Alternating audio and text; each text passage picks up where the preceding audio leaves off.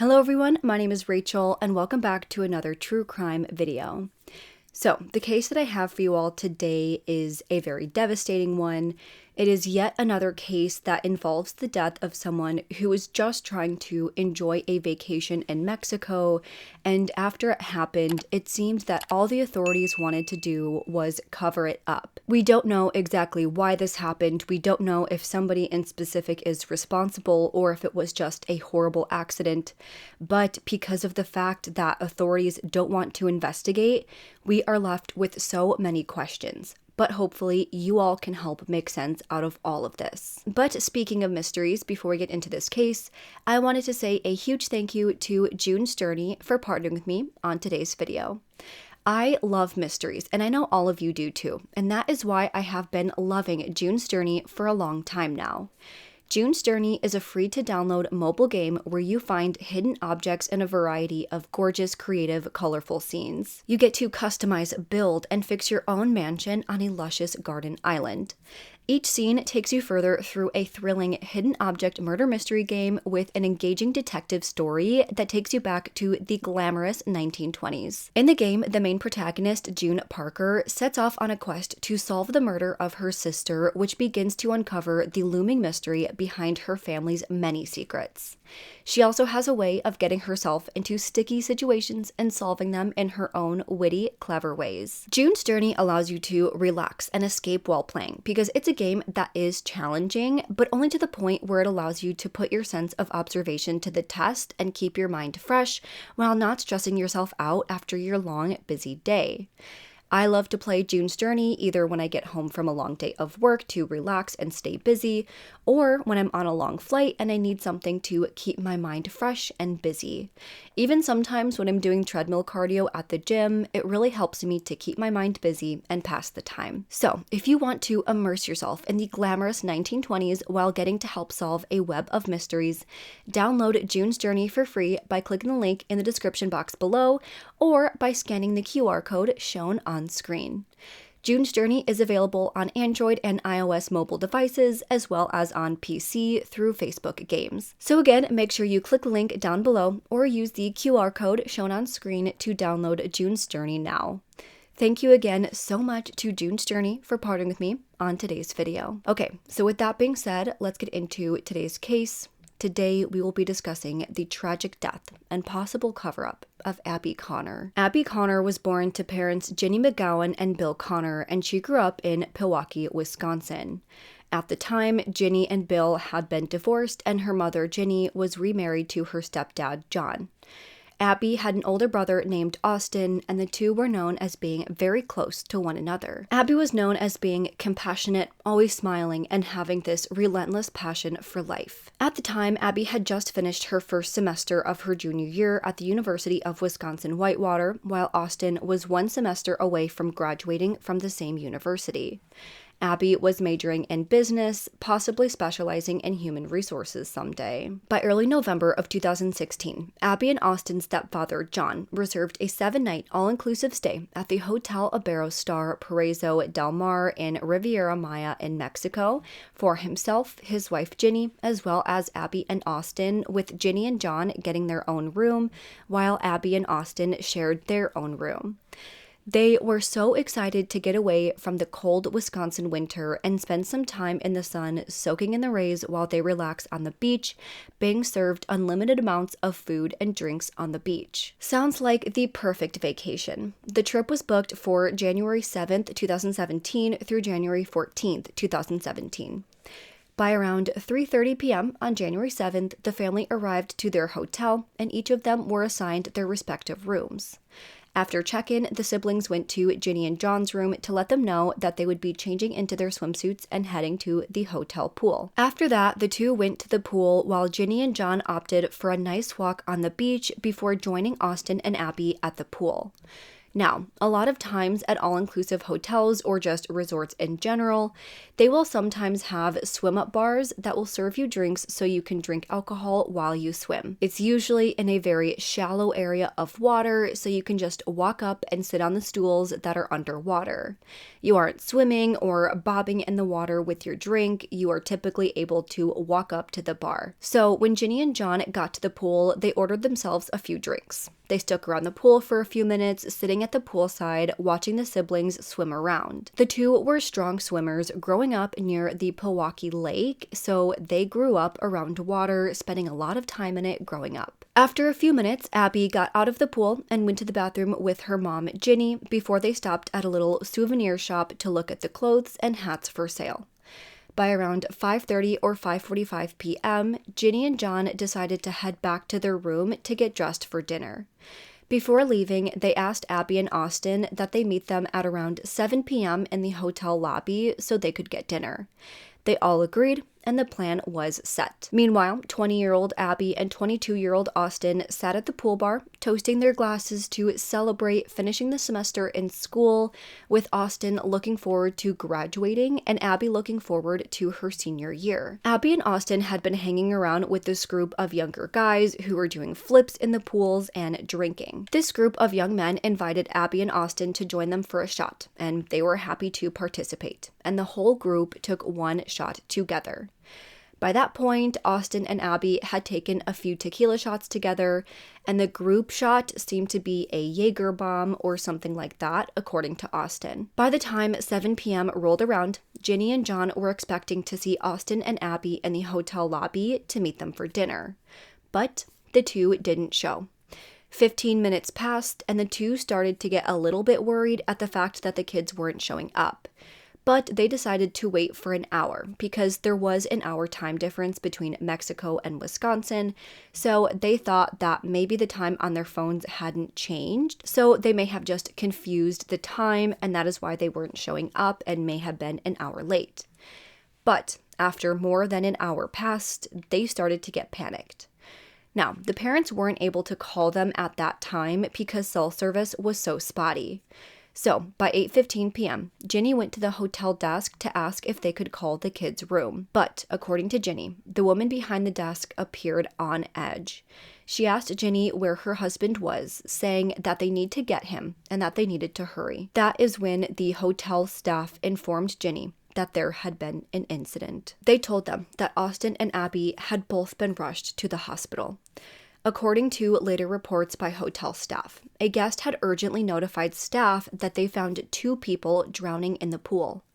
Of note, there were no lifeguards or security personnel around, so the hotel staff had to alert the security guard. By the time the security guard got there, about 30 seconds to a minute later, they found a young woman floating face down in the pool, not moving, with a young man face down in the pool next to her, but he was kicking and splashing. Again, they were in a very shallow area of the pool right next to the swim-up bar. A hotel employee got each of them out of the pool, handing them off to the security guard. Of course, the young man and woman were Austin and Abbey. When Abbey came out of the pool, the security guard checked her pulse, which was still there, but it was very weak.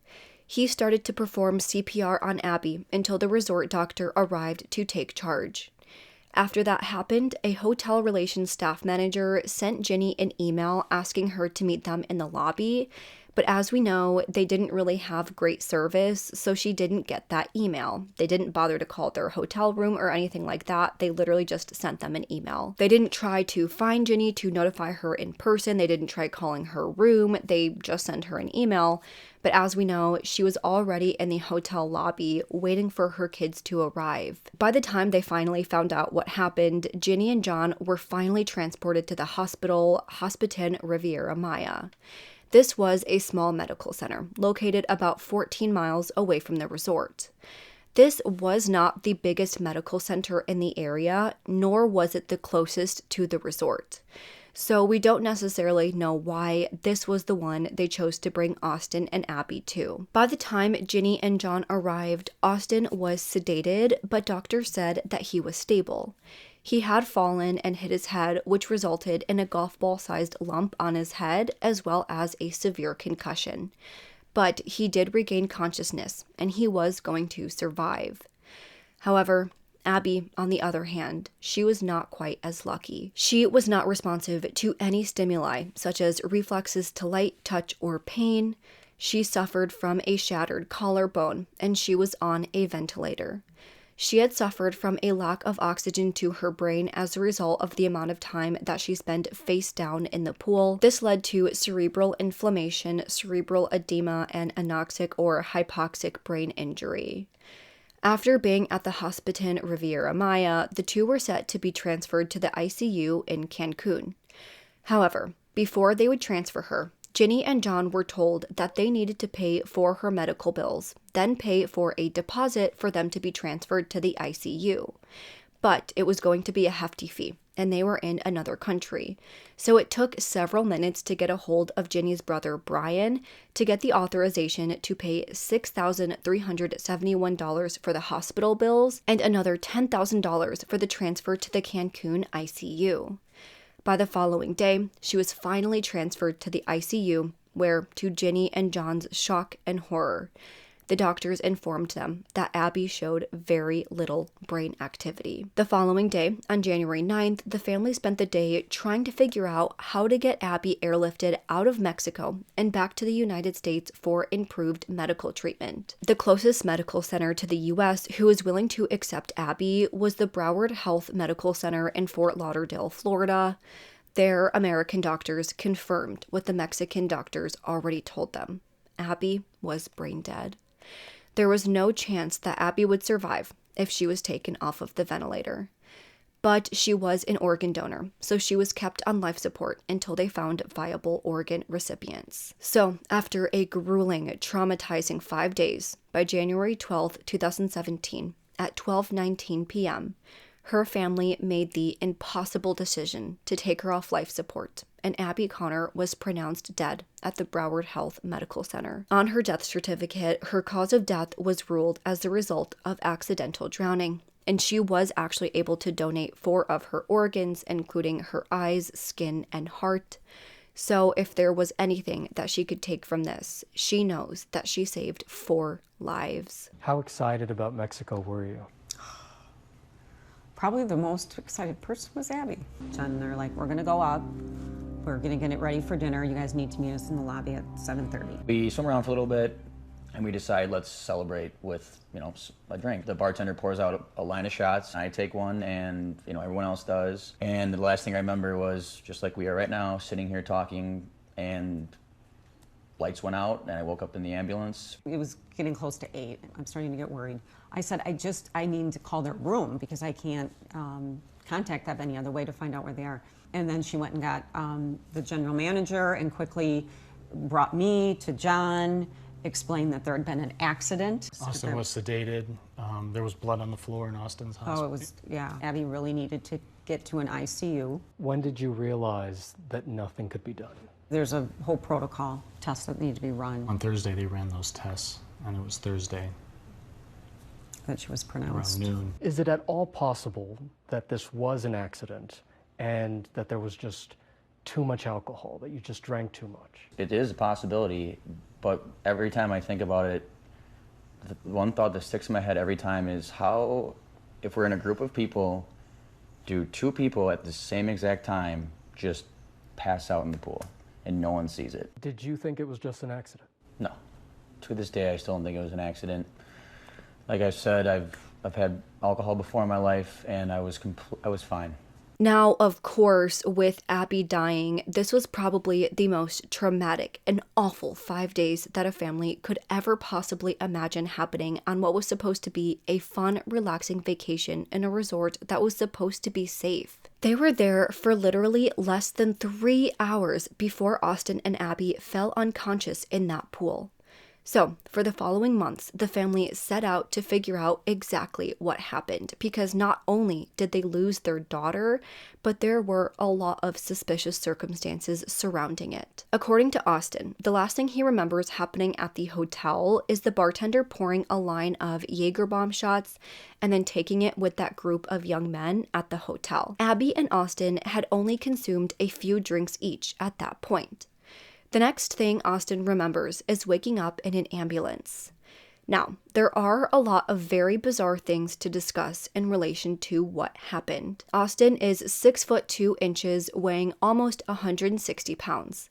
His sister, she is much smaller, weighing around 130 pounds. They were both in college, with Austin being in his 5th year, and according to Austin, just like most other college students, he had his fair share of drinks in his time in college, and so had Abbey. So there was really no way that after only a few drinks that he would have passed out in the pool face down like that. Again, he was over 6 foot tall, and the water was shallow. What could have caused him to become so inebriated that he fell face down in the shallow water? What caused that giant bump on his forehead?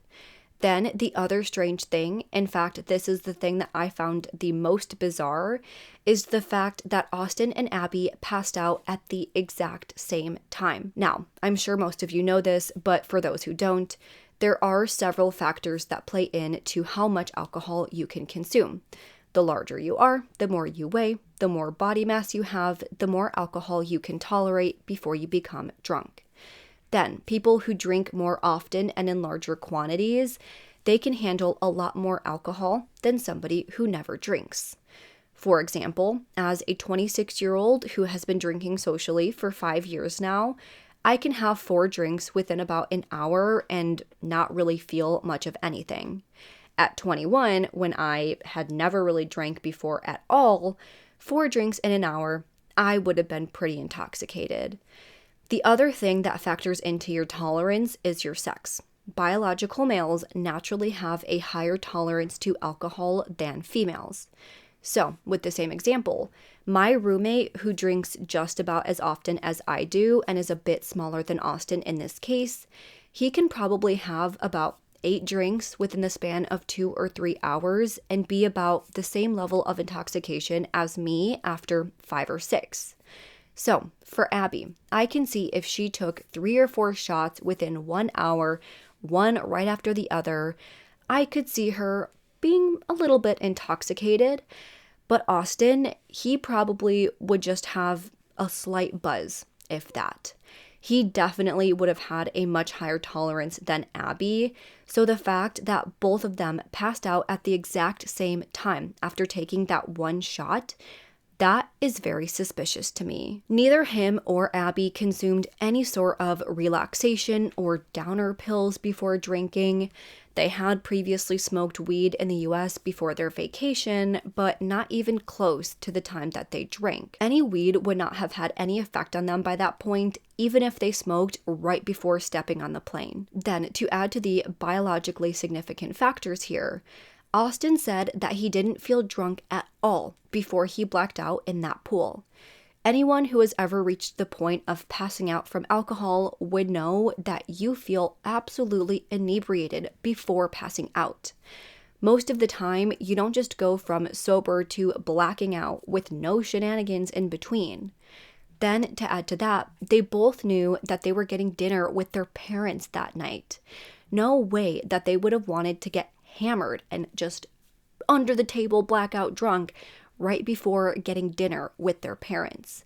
There was plenty of time for that later on their 7-day vacation, so why would they have taken that much alcohol in right before getting dinner with their parents? So, after being admitted to the Playa del Carmen Medical Center, each sibling had their blood alcohol level tested.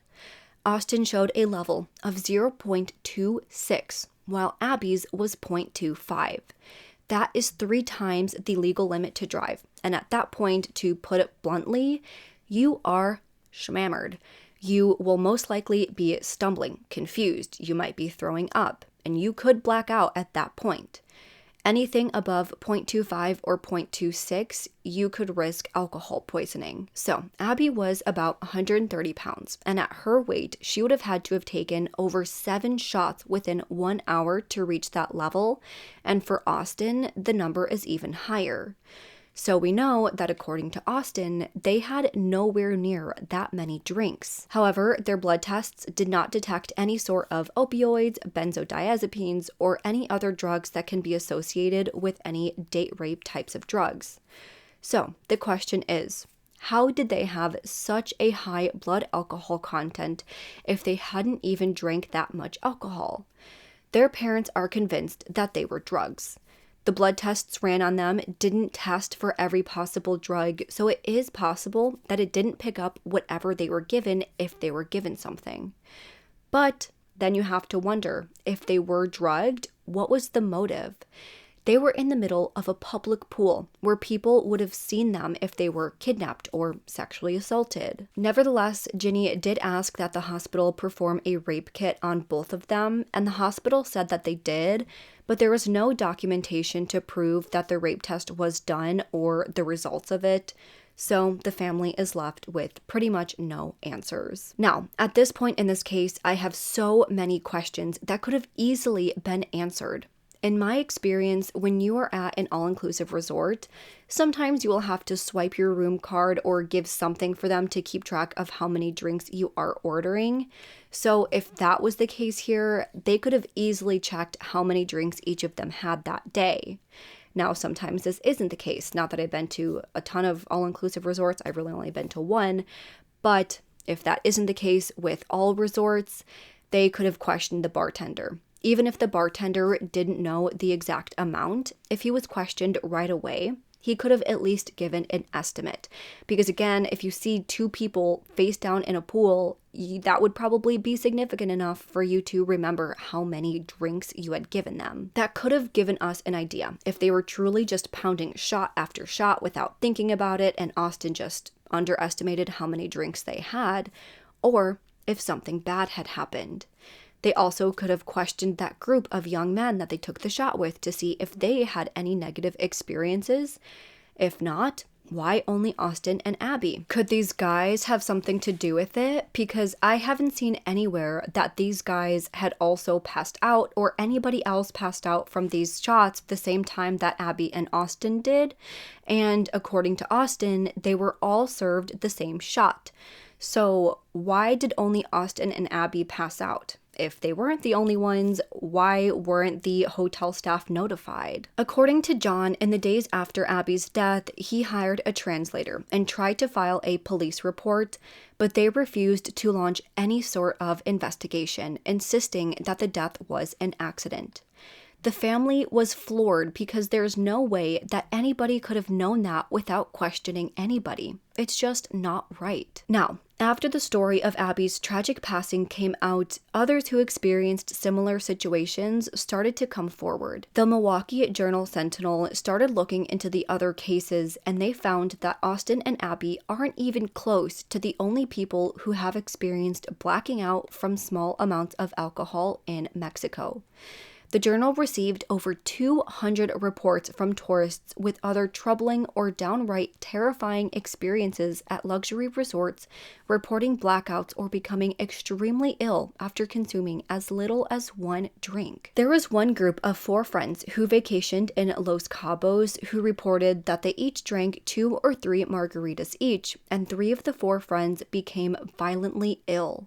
The friend who didn't get sick had different drinks than the rest of the group. None of the 3 friends that became ill had any memory of what happened to them, only realizing what happened after the friend who wasn't affected told them what happened. In another report, there was a couple from the US who were visiting a beach at Iberostar Paraiso Maya. The wife ordered 2 mojitos from the bar while the husband had 3 beers that day.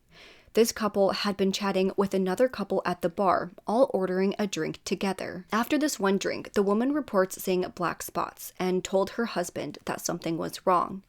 The next thing she remembers, she's on the bathroom floor, vomiting and feeling awful. The next thing they both know, they wake up in their hotel room over 5 hours later. The husband's hand was broken and their belongings were still on the beach. They didn't think that they were robbed, but they had no idea what happened in that 5 hours. So they felt like someone did something to them, but they didn't know who or why.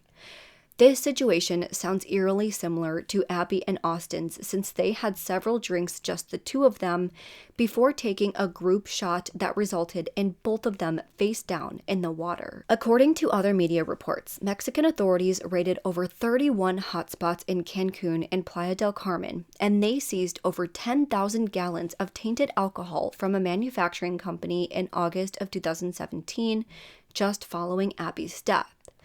Mexican authorities later announced that bad manufacturing practices were at fault for these gallons of tainted alcohol. By February of 2018, Mexican authorities reportedly shut down a black market tequila distillery. By February of 2018, Mexican authorities reportedly shut down a black market tequila distillery. They did a total of 2 busts in which about 19,700 gallons of illegal tequila was seized. Within this supply, they found that more than 235 gallons of the supply had dangerous levels of methanol, which is commonly used in windshield wiper fluid and is very toxic to consume, even in very small amounts. So, in the wake of these findings, the U.S. State Department issued an official travel warning related to the tainted or substandard alcohol for American citizens traveling to Mexico. However, even with these busts and confiscating tainted alcohol, with the government acknowledging that the resorts are serving tainted alcohol, Mexico's Secretary of Tourism has publicly disputed reports of tainted alcohol and called the U.S. State Department's warning misleading. And the hotel themselves, they said that they only serve quality alcohol. They said that they only use unopened bottles that are delivered to them through reputable sources, and they follow all health and safety requirements and train their bartenders well. So because of everything that's been uncovered up to this point, Abbey Conner's family has filed a civil lawsuit in Florida against the Hotel Iberostar Paraiso in Del Mar in Riviera Maya. They called her death tragic and entirely avoidable. They claimed that they knew that the alcoholic beverages being served at the resort were, quote, tainted, substandard, poisonous, and unfit for human consumption, or otherwise failed to meet the bare minimum standards for food and beverage safety. They continued that they failed in their duty to protect Abbey from physical harm. They said that they should be warning the public of the known threat of the tainted alcohol that is being served at the resort. They just want justice for Abbey and for someone to be held responsible for her tragic, devastating death. They said that even when they tried to investigate what happened, the resort would not allow the family's private investigator to enter the premises. They claim that the hotel did not show any condolence whatsoever for her death, and they even inaccurately reported that they had been working with the family to investigate her death. The family said that they have been anything but cooperative. They refused to let the family question any of the hotel staff, the bartender, or anybody else involved with this. The family wants damages for the costs that they had to put up for all of the medical expenses and subsequent lawyers and actions they had to take as a result of Abbey's death, which happened because of the alcohol that they were served. As of right now, there has not been any further reports on the status of the lawsuit since 2018. But for the case of Abbey and Austin, there have been a few theories put forward. After local police refused to conduct an investigation, the family hired an American law firm that has a sister office in Mexico to help get them answers. They found that the police did question 3 people from the resort, but they didn't say when the interviews even took place. The report also doesn't include statements from any of the hotel guests, not the bartender or the woman who alerted hotel staff of Austin and Abbey floating face down in the pool. So the family's attorney doesn't really put much weight into the police report from Mexican authorities. Their attorney basically asked, if there was an accident, where was everybody? The group of people right by them, the bartenders, why didn't they help as soon as they saw them? How were they both left face down in the pool for so long without anybody helping them? That made absolutely no sense. Because again, if they took this group shot with this group of guys and they had been hanging out with them for a little bit, Why didn't this group of guys notice when they were lying face down in the pool? Why didn't the bartender notice right away? Why did nobody say anything or help them right away? At least Abbey would have had to have been lying face down in the pool for quite some time for her to suffer the injuries that she did. So again, if this was just an accident, why did nobody help her? They think that it's possible that maybe Austin got into a fight with someone right before they took this shot, and that is how he got the bump on his forehead and why him and Abbey seem to be the only ones that got the tainted alcohol. Maybe they were the targets of a kidnapping that went wrong, so maybe they drugged them or tainted their alcohol, and, they figured later on when they were walking around, that's when they could target them, but maybe the drugs or tainted alcohol worked a lot quicker than these people thought, so they just decided to leave them there because they're not just going to go grab them when they're face down in a public pool. Maybe it truly was the result of tainted alcohol that the resort was serving, but if that is the case, then why didn't the group of men who took a shot with them also pass out? Why does it seem that Austin and Abbey were the only ones affected? That is probably the biggest thing that makes me question this case. I think it's pretty clear that this probably was the result of substandard alcohol that maybe wasn't processed correctly and contains either way too high levels of alcohol or contains methanol. But it doesn't make sense that they were the only ones affected, especially if they took that same shot that those other men took. None of this makes any sense whatsoever. This is one of those cases that frustrates me to no end because of the lack of answers. And it's not because they just couldn't find any answers. It's not because this was such a huge mystery that they just couldn't figure it out despite their best efforts. We don't have answers because nobody will help. And in fact, they are actively getting in the way of the investigation. The family did try to get the FBI involved or any other law enforcement agencies, but they're just told that it's out of their jurisdiction. The FBI also said that without a police report, their hands are tied, which is truly devastating given the fact that they want the FBI involved in the first place because the police haven't done an investigation and are refusing to do so. To me, the fact that the Mexican government made the announcement that, tourism is fine, that the US is being misleading, that, people can still come here and be safe, I think that's a pretty big sign that the reason that all of these cases are going uninvestigated is because a lot of their money comes from tourism and they don't want people not coming to Mexico, even though there is this issue of tainted alcohol and people passing out and, there's cases of people being robbed and cases of people, dying on these resorts because of the alcohol that they are being served. So I think, if anything, obviously there is corruption here, but I also think that they just want to cover this up so badly so that people continue coming and they can continue making those tourist dollars by serving them cheap alcohol and not giving a care in the world what happens to their guests. This case is just like so many other cases that we've talked about where something really suspicious happens to a tourist in Mexico and the police and resorts that they were at refuse to help and appear to just want to cover up the entire thing. It's just sickening that people are literally dying, and the family of Abbey Conner is literally begging for answers, but nobody will help them. Even the U.S. State Department seems to be minimizing the deaths that are happening in Mexico under suspicious circumstances. Again, all they have really done is warn U.S. travelers about the potential dangers of the alcohol. Now, after Abbey's passing, like I said, she was able to donate many viable organs. This is something that was so important to Abbey's father, Bill.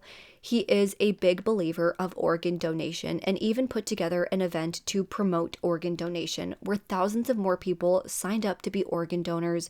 So if you think about it, Abbey could have saved countless more lives. One thing that I found really sweet in all of this is that Bill did a 2,500-mile bike ride from Madison, Wisconsin to the hospital in Fort Lauderdale as a way to cope and grieve with the loss. But on the way, he stopped to visit a man named Jack Jr. in Baton Rouge, Louisiana. That is the man who received Abbey's heart, and Bill was so honored to have been able to meet him. That is just a little sweet story that I wanted to include in all of this. But after this, as of right now, that is all we have with this case. Obviously, this was a tragic and heartbreaking event that should have never happened, and I do think it was the result of tainted alcohol. But honestly, I don't know if I think that Abbey and Austin were a target, or if it was pure negligence on the part of the resort and the bartenders. To me, the lack of investigation in this case and so many others, it always makes me think that something more is going on here. But at the same time, the simple answer could be that they just want tourists to think that the place is safe, and that's why they don't want an investigation. But now I want to know what you all make of this. Do you think it was negligence or a targeted drugging? Do you think that it's only to protect tourism, or do you think that something more sinister is going on and that is why they are covering it up? As of right now, like I said, we don't know the status of the lawsuit, but I genuinely hope they win. I think it's pretty ludicrous that they had to pay over $10,000 to get Abbey transferred, and then they had to pay thousands of more dollars to pay for her healthcare right then and there. Obviously, healthcare isn't free, but forcing them to pay before they will take care of her and get the life-saving measures that she needs is just wrong to me. I hope they win the lawsuit so that they can at least lessen the burden that they face every single day as a result of Abbey's tragic death. But that is all I have for today's video, and like I said, I would love to hear what you all think about this case down in the comments. If you did like this video, make sure to go ahead and leave this video a thumbs up and subscribe to my channel. I put out new true crime and mystery videos every single week. Don't forget to turn that notification bell on so you don't miss out on any of my future videos. Don't forget to go ahead and download June's Journey, which is also going to be linked down below, or you can scan the QR code shown here. Make sure you follow my Twitter, Instagram, Facebook, and TikTok accounts. All are going to be linked down below as well. And if you have any case suggestions, please make sure to fill out the Google form in the description box below. With that, I hope you guys have an amazing week. Stay safe, stay healthy, and I hope to see you next time. Bye!